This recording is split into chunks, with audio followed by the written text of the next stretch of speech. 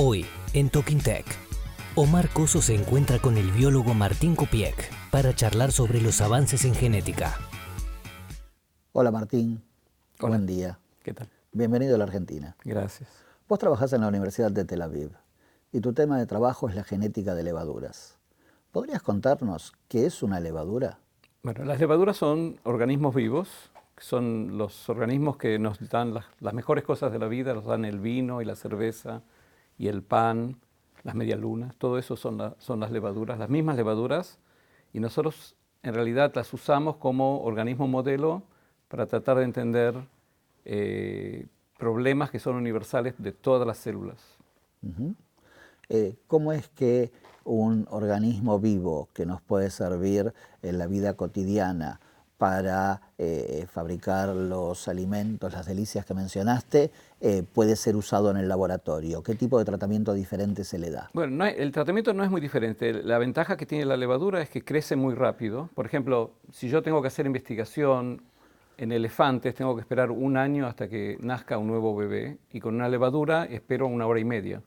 Entonces yo puedo hacer muchos más experimentos si uso un microorganismo que crece rápido, y puedo preguntar preguntas como: las levaduras tienen el genoma básico y todos los sistemas básicos de las células son universales y son idénticos a los nuestros.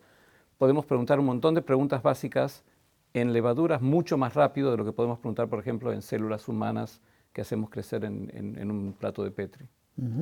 Esa misma justificación que acabas de dar, alguien me la ha mencionado para las bacterias. Es verdad. Pero sin embargo, ¿por qué usas levaduras y no bacterias? ¿Qué ventajas ofrece? Bueno, las bacterias también crecen rápido, incluso crecen más rápido que las levaduras. La diferencia es que las levaduras son más parecidas a los seres humanos, y por lo tanto hay un montón de preguntas que son más relacionadas con problemas de salud y de investigación sobre seres humanos que podemos preguntar en levaduras y no en bacterias. Sí, a ver, resulta un poco cómico al ojo de la persona de la calle, porque tanto las bacterias como las levaduras, para verlas tenemos que usar un microscopio. Y vos decís que las levaduras son más parecidas a los humanos. Dame un poco más de detalle acerca de eso. Bueno, las levaduras tienen 6.000 genes, ¿ok? No sé si... Y los seres humanos tenemos alrededor de 20.000 genes, y aproximadamente 3/4 de los genes de la levadura son los mismos genes que existen en los seres humanos. Son los genes más básicos que se usan para mantener la célula. Entonces, por ejemplo, yo puedo hoy en día agarrar un gen humano e introducirlo dentro de una levadura, y el gen funciona perfectamente porque hace la misma función en un ser humano y en una levadura. En cambio, con las bacterias las cosas son un poco distintas. En bacterias se pueden preguntar otras preguntas muy interesantes, pero que no tienen tanta referencia con el ser humano. En tu respuesta anterior utilizaste un término que es organismos modelo. ¿Qué son los organismos modelo? Bueno, nosotros como seres humanos estamos muy interesados en cosas que tienen que ver con la salud humana y incluso cosas que tienen que ver con la agricultura, con todo lo que nos sirve al hombre. Pero es muy difícil hacer investigación sobre seres humanos porque hay cuestiones morales y éticas que no podemos hacer, no queremos hacer. Mientras que es fácil agarrar organismos distintos que son fáciles de hacer crecer y que no tenemos problemas, por ejemplo, haciendo crecer millones de células, para preguntar preguntas que tienen relevancia al ser humano. Entonces nosotros hay modelos, por ejemplo, muy buenos de levaduras, de bacterias, de moscas, de gusanos, que tienen mucha relevancia a la salud humana y que nos permite preguntar preguntas básicas que son relevantes, pero en forma mucho más simple, mucho más fácil. Mucho de lo que sabemos hoy, que está en los libros, acerca de biología celular y biología molecular y biomedicina, viene de información que hemos colectado por experimentos hechos en ratones, ratas, conejos. Hoy en día una nueva visión de la ética de la investigación hace que esos modelos sean menos usados. Estos organismos modelo que vos has mencionado, ¿en qué medida nos permiten prescindir de esos mamíferos pequeños y en qué medida esos modelos antiguos siguen siendo imprescindibles? Bueno, hay experimentos que todavía tenemos que hacerlos en organismos grandes y lo más parecidos al hombre posibles, porque, por ejemplo, obviamente una levadura y un ser humano no se parecen tanto, pero hay muchos experimentos, sobre todo lo que tiene que ver con las funciones básicas de la célula, el funcionamiento de los genes, la expresión de las proteínas, toda esa clase de preguntas. Ahora podemos preguntarlas en organismos modelos más simples. Incluso hoy en día hay mucho trabajo que se hace bioinformático, se hace en la computadora y nos permite llegar a conclusiones científicas importantes sin necesidad de matar muchos animales, por ejemplo. Ahora, todavía si uno descubre algún producto que quiere probarlo en el ser humano, antes de llegar al ser humano, necesitamos hacerlo en animales más o menos grandes como ratones o ratas. Okay. Leyendo tus trabajos, aparece con frecuencia la expresión reparación del ADN. Y leer esa expresión, reparación del ADN, nos hace inferir que el ADN se rompe, sí, lo cual da un poco de miedo. Da miedo, sí, es verdad. ¿El ADN se repara? ¿Quién el lo repara? ADN se ¿Cómo? rompe todo el tiempo, así como mientras estamos hablando, nuestro ADN va y se rompe todo el tiempo. Primero de todo porque... Pero no tenemos que salir corriendo. No hay que salir corriendo. Tenemos por supuesto sistemas que reparan el ADN todo el tiempo y por lo tanto no hay que salir corriendo. Esos sistemas están funcionando todo el tiempo, pero el ADN, por ejemplo, cuando uno se expone a radiaciones, uno sale al sol y simplemente estar debajo de los rayos UV del sol te rompe el ADN. O si recibís radiación de rayos X o rayos X o rayos gamma. Pero hay sistemas muy competentes que reparan el ADN y justamente cuando esos sistemas fallan o no logran reparar todo el daño que hay en el ADN, es uno de los procesos que lleva eventualmente al cáncer. O sea, una célula cancerígena empieza a cambiar, empieza a crecer de forma que no se la puede parar porque tiene mutaciones y tiene cambios que se producen generalmente por falla del sistema de reparación.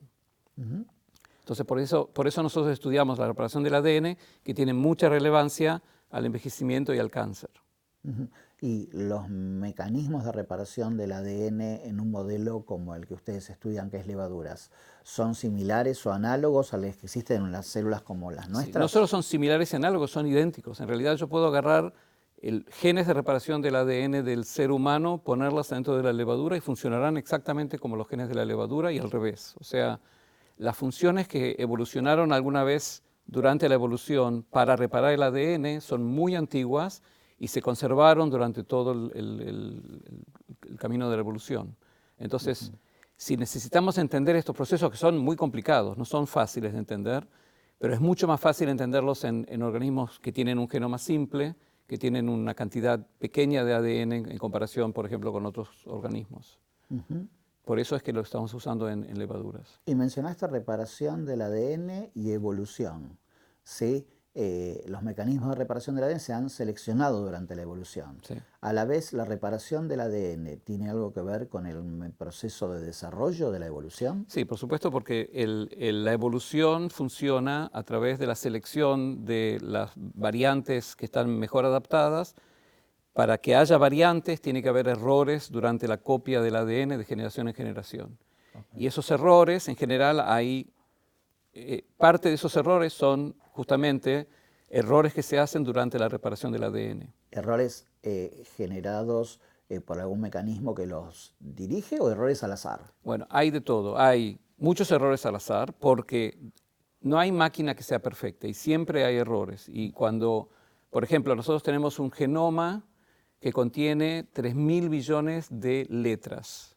¿Okay? Letras son en realidad compuestos químicos, pero nosotros los llamamos letras porque el ADN está compuesto de 4 compuestos químicos.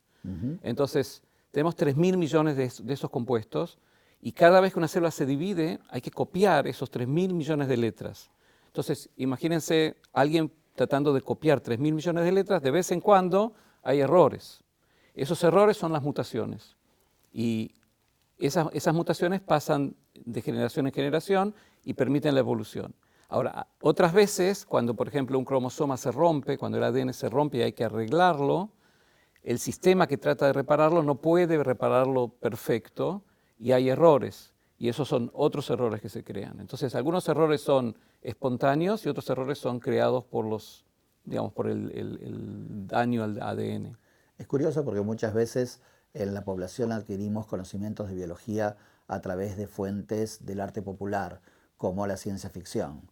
Y el término mutante en cualquier adolescente que lee historietas está definido como algo malo. Sí. Sin embargo, de tu discurso se desprende que no es tan así. Sí, en realidad siempre me da risa porque siempre uno piensa en mutantes como gente que tiene capacidad de telequinesis o vuela o puede hacer cosas, pero somos todos mutantes. En realidad no hay nada sobre la Tierra que no sea mutante porque todo ha evolucionado, todo ha cambiado desde nuestros antepasados hace muchos años.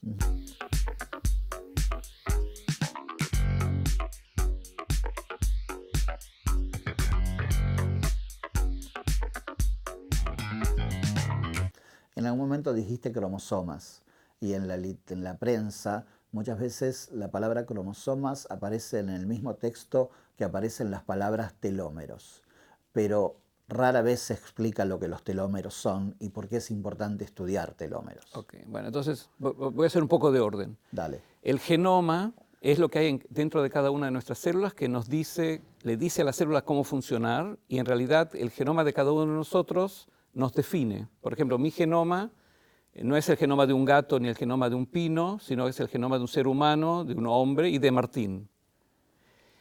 El genoma es muy grande y está dividido en como tomos. Es como una enciclopedia que está dividida en tomos. Y cada uno de estos tomos se llama cromosoma. Okay. Y los cromosomas son como unos palitos que, como son palitos, tienen extremos. Y estos extremos se llaman telómeros. Ahora, los telómeros tienen un papel muy importante, tienen dos papeles muy importantes. Uno es que protegen los extremos de los cromosomas, es como esos plastiquitos que tienen los lazos de las zapatillas, que protegen a los cordones que no se rompan. Y en los cromosomas, si no están los telómeros, el ADN empieza a deshacerse. Y otra función muy importante es justamente distinguir los extremos verdaderos de los cromosomas de un extremo que se crea al romperse un cromosoma. Porque si uno rompe un cromosoma, es difícil saber cuál es el extremo verdadero y cuál es el nuevo extremo que hay que arreglar. Entonces, habiendo telómeros, nosotros sabemos exactamente cómo arreglar. Okay. Ahora, los telómeros tienen un papel muy importante en cáncer y en envejecimiento, porque cada vez que una célula se divide, o sea, cada vez que se copia todo el genoma y se lo transmite la célula crece, se divide en dos, ¿okay? Los telómeros se van acortando un poquito. En cada división los telómeros se acortan un poco más. Me hace acordar el juego del Martín Pescador. ¿Por? Es un juego en el cual cada vez que pasaba una persona, la fila se disminuía. La fila se disminuía, es parecido, la verdad que nunca tuve la asociación. Bueno, y eventualmente llega un momento que los telómeros están tan cortos que las células dejan de dividirse. ¿Okay? Esto suena muy mal, pero en realidad es un mecanismo muy importante que previene el cáncer. Porque, ¿qué es una célula de cáncer? Una célula de cáncer es una célula que sigue creciendo y creciendo y creciendo y nada la para. Entonces, este mecanismo que acorta los telómeros con el tiempo también crea el envejecimiento. Y la gente, cuanto más anciana es, los telómeros los tiene más cortos. Hay toda una discusión hay una correlación entre el tamaño de los telómeros y la edad de las personas, aunque no está muy claro si es la edad que crea el tamaño de los telómeros o si el acortamiento de los telómeros tiene un papel en el envejecimiento de la gente. ¿Células o personas más viejas tienen en sus células telómeros más cortos? Sí, en general, pero no es matemático. No es que si yo encuentro una célula y le mido los telómeros, puedo decir esta célula viene de una persona de X, de tantos años. Okay. Pero en general, los bebés tienen telómeros más largos que los ancianos. Entiendo. ¿Okay? Entonces, en realidad hay dos aspectos del cáncer que están relacionados con los telómeros. El segundo aspecto es que si una célula cancerígena quiere crecer y crecer y crecer y crecer, como cada vez va perdiendo los telómeros, llega un momento en que no puede seguir creciendo. Entonces, todas las células cancerígenas tienen un mecanismo que les mantiene los telómeros. Ajá. Entonces, por ejemplo, atacar a los telómeros de las células cancerígenas es un buen target, no sé cómo se dice. Una estrategia de tratamiento. Es una estrategia de tratamiento muy buena, anticancerígena. Ajá. Que se usa actualmente. Se usa y nosotros estamos investigando en la levadura, tratando de encontrar otros genes que se pueden tratar de esta manera. Okay. O sea, ese es un ejemplo en el cual la investigación básica, como la que ustedes desarrollan, nos lleva a una aplicación práctica de implicancia universal en salud humana. Exacto. Y no solo eso, sino que además nosotros podemos, usando robots, buscar compuestos que afecten los telómeros. Es mucho más fácil hacerlo en levaduras que hacerlo, por ejemplo, en seres humanos. Entonces nosotros podemos buscar nuevos compuestos que pueden servir para terapia en levaduras y después, por supuesto, desarrollarlos para ver si se pueden usar como fármacos con seres humanos. La aplicación de tecnologías de rastreo intenso, como la que acabas de mencionar, se relaciona con lo que charlábamos hace unos minutos de la secuenciación completa de los genomas. El cambio de siglo vio la aparición de la secuencia completa del genoma humano. Asumo que el genoma de levadura ya está secuenciado. Sí. ¿Cuántos organismos hemos secuenciado por completo y cómo ha cambiado el enfoque en el que ustedes desarrollan la investigación? Bueno, primero de todo, el genoma de la levadura fue el primer genoma que fue secuenciado, mucho antes de los genomas de las bacterias, por ejemplo. Ajá. En 1996 ya se publicó todo el genoma del... Pese a ser más grandes. Pese a ser, sí, y es un problema social, porque en realidad la comunidad de la gente que trabaja en levadura está muy bien organizada y nos organizamos para secuenciar el genoma de la levadura mucho antes de que otros genomas fueran secuenciados. El genoma del ser humano, aunque se declaró secuenciado en el año 2000, en realidad terminaron en el 2004. Y desde entonces hay en realidad miles de genomas, miles de organismos cuyo genoma ya se sabe. Hay genomas muy, muy grandes, o sea, por ejemplo, el genoma del hombre, que dije tiene 3.000 millones de letras, que es muy grande, pero hay genomas que son 100 veces más grandes. El genoma del maíz es más grande, el genoma del trigo. Por ejemplo, recién ahora, este año, salió la secuencia del genoma del trigo. Otros genomas así muy grandes como el maíz y el arroz están todavía trabajando para terminarlos, porque son inmensos. Es como contar todas las estrellas del cielo. Es un proyecto ambicioso y muy difícil técnicamente. Y hoy en día tenemos miles de genomas, y lo que es muy claro para todos es que todos los genomas de todos los organismos, plantas, animales, microbios, hongos, están todos relacionados. Todos tienen una estructura muy básica, muy parecida. Uno puede ver exactamente quién evolucionó de quién, cómo se fueron separando las distintas especies. Y eso nos ayuda mucho porque vemos, por ejemplo, genes que fueron conservados todo el camino desde las bacterias hasta los elefantes. Y hay genes que son muy especiales para ciertas categorías. Ajá. Entonces uno puede aprender mucho sobre la naturaleza de esa manera.